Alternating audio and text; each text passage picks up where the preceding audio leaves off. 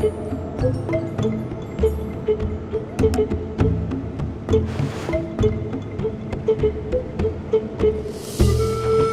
everyone!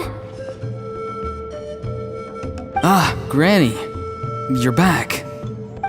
So, no good news for me then? You saw right through me. The Traveler collected a lot of spirits, and I checked all of them one by one. None of them matches Leela's description. I figured. It was written all over your face. It's alright. I didn't exactly have high hopes for the needle in a haystack approach anyway. Leela's condition is still stable, but we're not really getting anywhere. Well, luckily, I made some progress on my end. Leela's parents told me that he made a new friend recently, and apparently he's been out of the house for days at a time. On one occasion, they secretly followed him and saw him and his friend tinkering around with something at a camp. Yeah, some guy who goes by the name Kokuchu, dressed in what looked like Inazuman attire. Is this really all I'll need, Mr. Kokuchu? Based on my studies of the ancient texts, hypersensitivity is usually treated with desensitization therapy. So, I figure there's no reason it shouldn't work in reverse. Now, for a poor chap like yourself with no sensitivity to spirits whatsoever, you'll have to completely immerse yourself in spiritually rich substances for this to be effective. I'm electing to name this approach hypersensitization therapy. Is it risky? You're the spirit duffer, not me. I'm sure you're more clued up than I am on the potential consequences of brute force clairvoyance. Ultimately, it's your decision. All right, but I do have one last question. What's in this for you? People like me obviously don't have much clout in this tribe, so it's not like I can offer you much in return. You think I'm looking for a reward? Oh, my good sir, take a look at my face. Isn't the answer written here clear as day? What? What's written there? Just a friendly guy who's happy to help. What? So some random guy from Inazuma just felt like helping Leela cure his spirit deafness? Hypersensitization therapy, huh? What a novel idea. Could that really work? Not on Leela by the looks of things. It's anything but novel. Our tribe used to offer it as a treatment once upon a time. But it was so fraught with risks and had such an abysmal success rate that it was eventually outlawed. As for this Kokuchu fellow, I'm sure he has his own agenda. He conveniently disappeared right after Leela got into this mess. Leela's parents gave me the address of the camp, so I went and checked it out. There were clear traces of spiritual energy. And also, look what I found. What's this? A broken shard, probably from a weapon or some sort of ceremonial implement. You feel that? It might look old, but it has extremely strong traces of spiritual energy. Leela must have used this as his medium.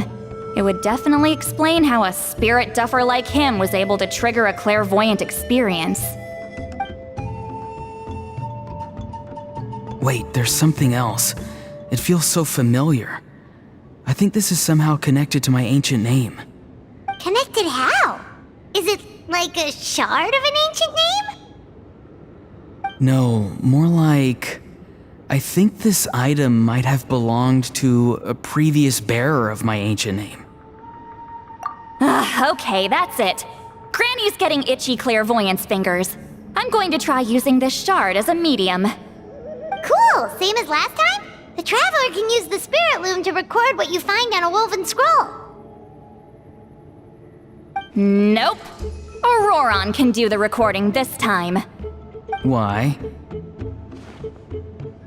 It's a safety measure. You have a better understanding of the spirit domain than the Traveler. If this really is a Sanhaj relic, you'll be better placed to deal with the fallout in the event that something goes wrong. Ah, see, Paimon? Told you Granny has a soft spot for the Traveler. Look at her not wanting to put him in danger. Meanwhile, I'm just a grandkid, so I'm expendable.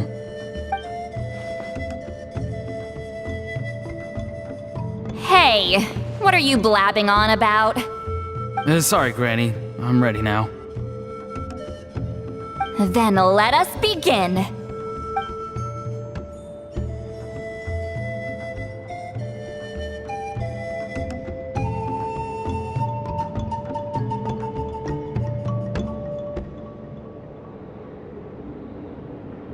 Alright, what's on the scroll this time?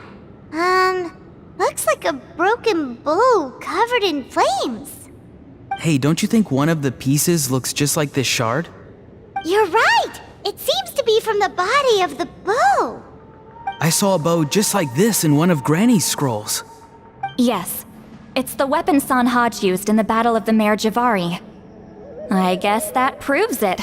This shard is a bona fide Sanhaj relic. Good old Sanhaj.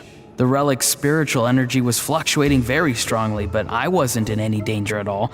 The Traveler probably would have been fine as well. Now that's a true hero, huh? Generations later and the stuff he used to own is helping to treat spirit duffers. I still think there's more to this story, though. Kokochu must have had his own motives beyond just treating Leela's condition. Well, okay, we saw the full bow just now, right? Maybe he wanted to see it too, so he could track down the other pieces. I don't know if he'd have anything to gain by doing that. Even if they're Sanhaj relics, I still doubt he'd have much use for a broken bow. Also, why use a spirit duffer in that case? You're basically setting yourself up for failure. Huh? Layla's body is responding! Let me take a look. I can sense a spirit being drawn to the relic. Looks like Granny's plan is working. Leela's spirit is being drawn to the bait. In that case, let me try again. This time using both Leela's body and the shard as mediums. You can do it, Granny. I'm ready to go too. You got the itch too, huh? Plus, Ororon went last time. It's only fair to take it in turns. Fine by me. We know it's safe now, so you shouldn't have any problems.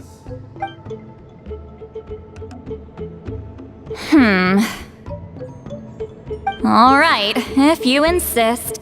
Be my guest. Just let me know when you're ready.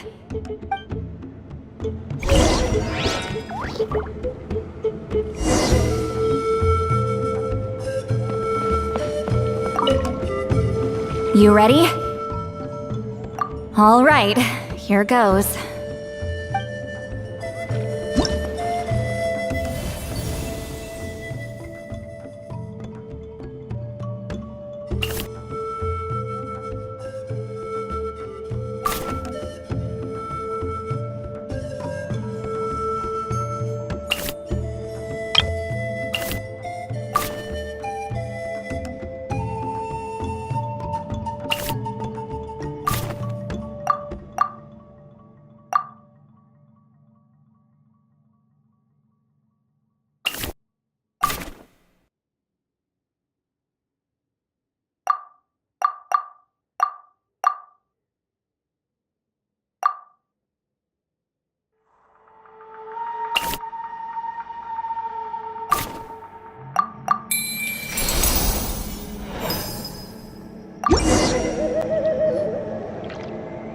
Another image has appeared.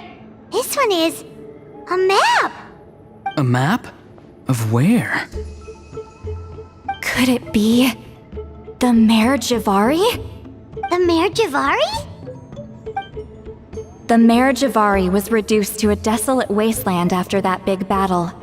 Or rather, it became known as the Mare Javari after what happened there.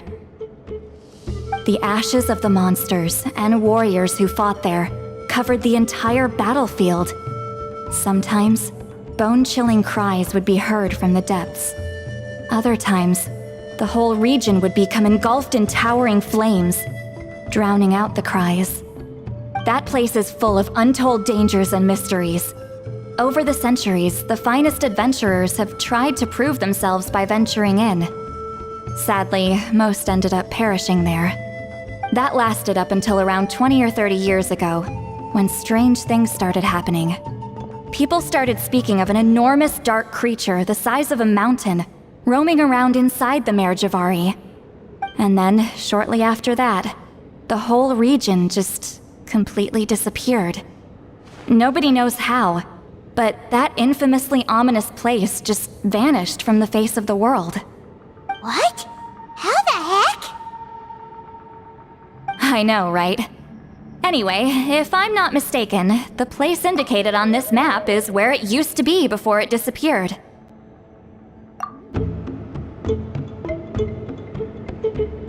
Anyway, that's just what I've heard. I've never been there myself. This is what age does to you. The older you get, the less adventurous you become. That's just an excuse. Granny's too lazy to take a trip that far away. Hold on a second. There's a spirit approaching the shard and the woven scroll. Oh, Leela's body is responding again! Quite a strong reaction this time. Does this mean what he was really seeking was the Mare Javari's location? I sense it too. There's a soul nearby. Almost a complete one. This is creeping Paimon out! Seems like the plan is working. So, can we just wake him up now? Not today. You might think bringing a spirit back into its body is like pouring water from one bottle into another, but it's far more complicated than that. I need to borrow a ceremonial sword and make some other preparations. It'll take me about 2 days. But don't worry, now that his spirit's returned, there's just one step left. Let's meet up again in 2 days.